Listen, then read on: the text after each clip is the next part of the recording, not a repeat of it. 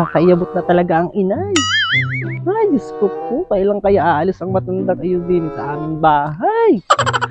Pati ay, hindi na makakilos ng maayos para na akong sundalo na nagmamarcha pag nakamasid sa akin ng inay. Ay, ubod pati ng arte, tanda-tandaan na. Nakakaiyamot. Talaga naman pag ikaw may bian ng ganito. Talaga naman ikaw'y magsising siyang naging bianan mo. Alinte. Kumarites. Ay, sino na bagang kinakausap mo diyan? Sa palagay ko na wala ka diyang kaharap. Wala naman, Kumarites. Ay, ang biyanan ko ay nasa amin. Ay, ubod naman, Kumarites, ng sailan. Ay, ano ba magandang gawin doon, Kumarites? Ay, baka naman, Kumarites, nag-uulyanin na, kumbaga matanda na. Ganayon. Hindi pa matanda, Kumarites. Malakas pa. Talaga lang, siguro ay dala na ng kasilanan. Kaya arting-arte sa amin. At ako ang kanyang manugang. Hindi baga. Ay, talaga namang nakakayamot. Kakasura pati siya.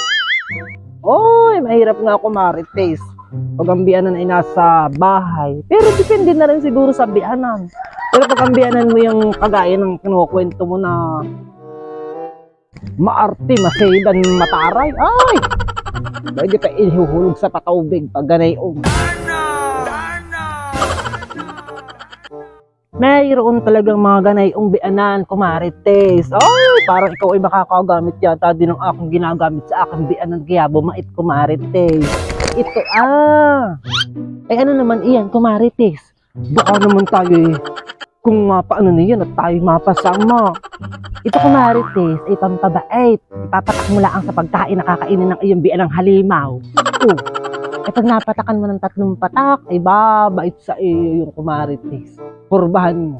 At guys, ay pampabait baga iyan. Ay hala. At aking masubukan at baka nga bumait-bait yung aking biyanan na ubod naman ng sailan, arte-arte, tare na tare pati. Akin na. Ay uwa, Kumarites at subukan mo. Salamat dito, Kumarites, aking susubukan, hani. Ay shala, Kumarites, balitaan mo na lang ako kung mabait na yung biyanan mong dahil nasurahan eh. Bye-bye!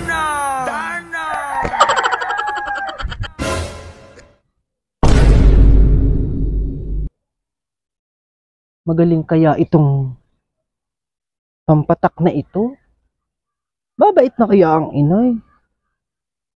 Ay, aking masubukan nga. Pati nangangatin.